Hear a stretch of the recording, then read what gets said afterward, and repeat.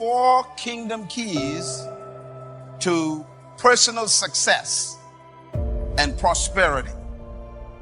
I'm going to give you 4 keys in these 2 sessions that I have applied to my life, and I use them every day in order to accomplish personal success and how to experience kingdom prosperity. I'm going to focus on succeeding in times of crisis. How do you become successful when everybody else is crumbling around you? How do you make it through the system when the system has spat you out?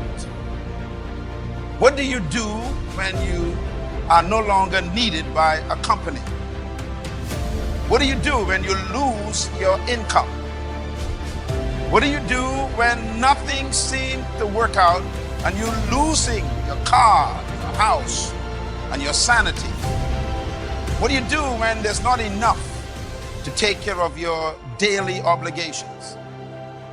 How do you handle the crisis of life when life hits you on the blind side? You didn't expect things to go the way they went.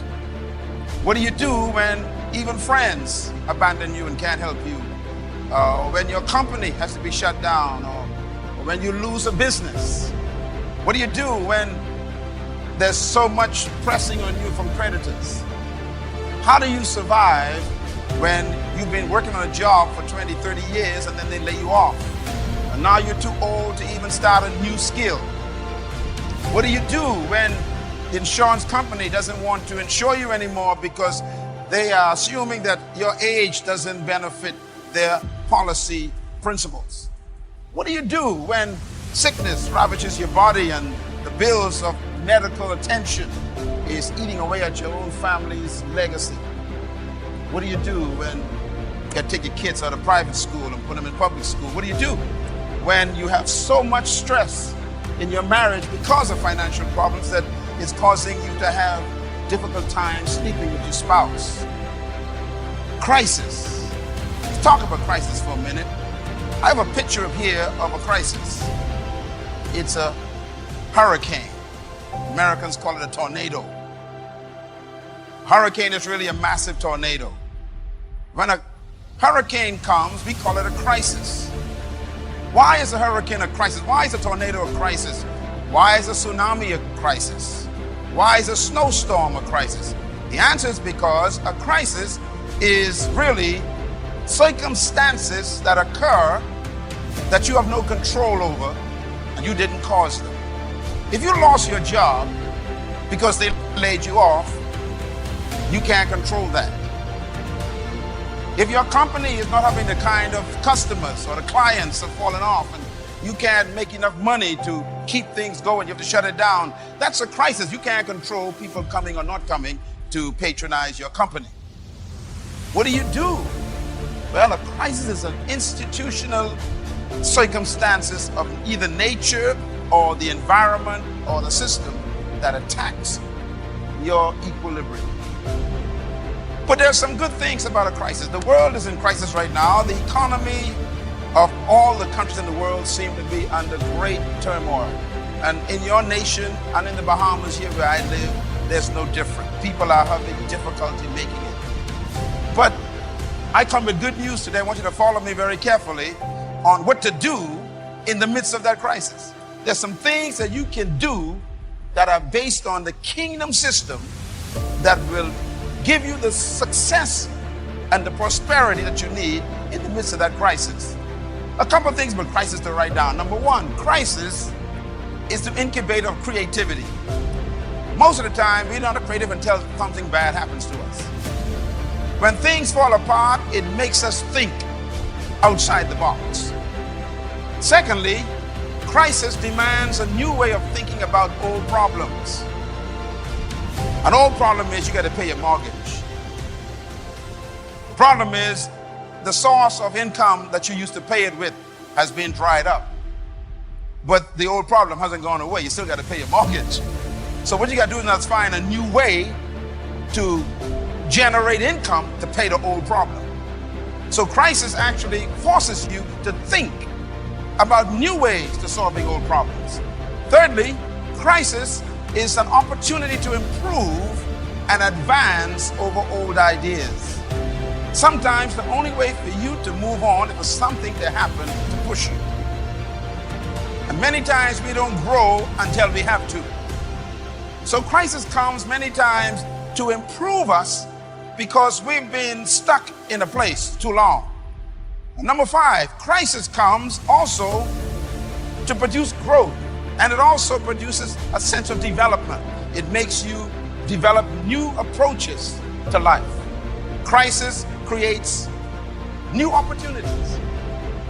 It's amazing when we look at the world today, every progressive invention came out of a problem. And that's because crisis makes you develop and think in new ways. Number 7 is very important. Crisis produces and manifests true leadership ability.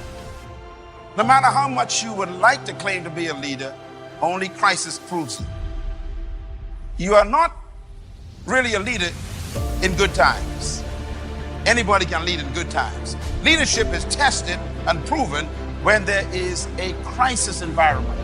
So crisis comes to test to see if you are as mature as you claim to be. You've been telling people how good God has been. Let's see how good He is when things fall apart.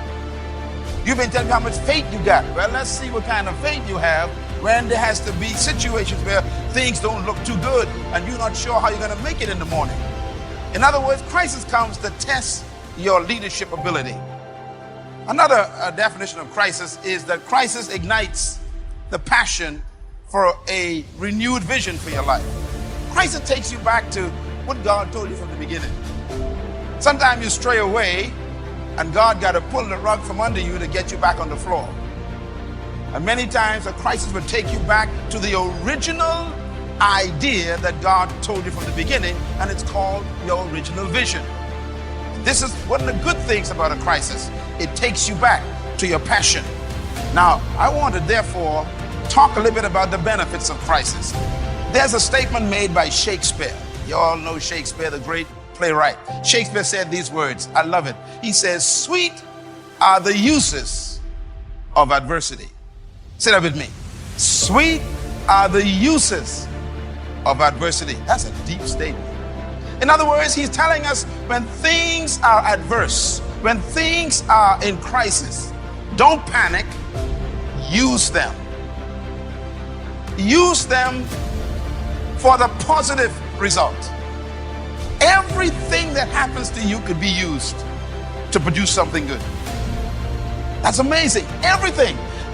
So Shakespeare caught on to something. He realized in his own thinking that adversity can be used to benefit the one under the adversity. The richest man, one of the richest men in America, his name is John Huntsman. John Huntsman is the founder of one of the largest companies in the United States, and they produce about 90% of all the plastics, forks, and spoons that you use in your house or at your parties. This company is the one, this is like the #1 company in the world that produce plastic plates and plastic cups. This is the company here. It's owned by this man. His company fell into debt, and his company actually collapsed some years ago. And he went into a crisis mode, and he went to the bank. The bank said they ain't loaning no more money, and his company went into bankruptcy. He went home and told his wife, "I quit. I'm never going to start this company again. I'm going to go find me a job. It's over." His wife said to him, "Honey, you told me that this idea was given to you by God and that you going to build this and make it successful. That's why I married you. I believe you. Now, if you're going to do this, go back and start again."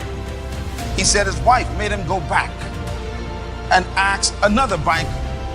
He left the old bank and he showed the bank the truth. He said, "Here's what I did in the last 15 years. Here's what happened, and I can start again. I know how to build a business. Will you trust me?" And the bank says, "I'll take a chance on you." He had no credibility, no assets, just a record that he built a company. The bank took a chance on him, and he began to start the company again. Today, the company is worth over $14 billion. He ran for the President of the United States during the time of Obama. You remember this man's name. He's one of the candidates for the President of the United States. Billionaire. Here's what he said as a result of his crisis. I quote, "If there is a silver lining to bad times, it is this: when facing severe challenges, your mind is normally at its sharpest." End quote. Now look at the statements in that statement. He said, when you are under the biggest pressure, that is when your mind is normally at its sharpest, because your mind is having to think of things it never thought of before. Another quote I got from him is this one. He said, humans seldom have created anything of lasting value unless they were tried or hurting. He was talking from experience. He said, we don't produce anything that's worth talking about unless we are under pressure. You know, people respect Bahamas Faith Ministries because we used to be called a cult, and we survived that. We used to be called a place where we stole people's money, and we survived that. We used to be called a kind of a passing in the night phenomenon that won't last, and we survived that. In other words, you are never trusted for the things you claim. You are always trusted for the things you survive.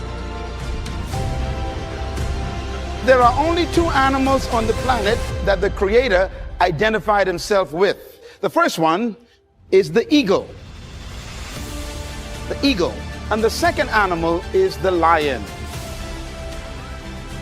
And when I identified those two animals as his favorite to identify himself with, I recognized I better study these two animals, because if he is the leader of the universe and I want to be a leader on earth, I better find out the nature of these animals and also the attitude of these animals. And I discovered that both of them are the kings of their domain. The eagle is the king of the bird kingdom, and the lion is the king of the animal kingdom. But let's talk a little bit about the lion. The lion has what I call the spirit of leadership. And this word spirit here is referring to attitude. Everybody say attitude. A leader has an attitude that makes him or her different from followers. Now, the lion is the king of the jungle, but the lion to me is a great source of encouragement to all of us. I want you to write this down. Remember this as long as you live. Number one, the lion is not the tallest animal in the jungle. Number two, the lion is not the largest animal in the jungle. Number three, the lion is not the heaviest animal in the jungle. Number four, the lion is not the smartest animal or the most intelligent animal in the jungle. And yet, when he shows up, they all run away. Well, here's one of my favorite quotes that I put in my books, and I believe it really brings home the point.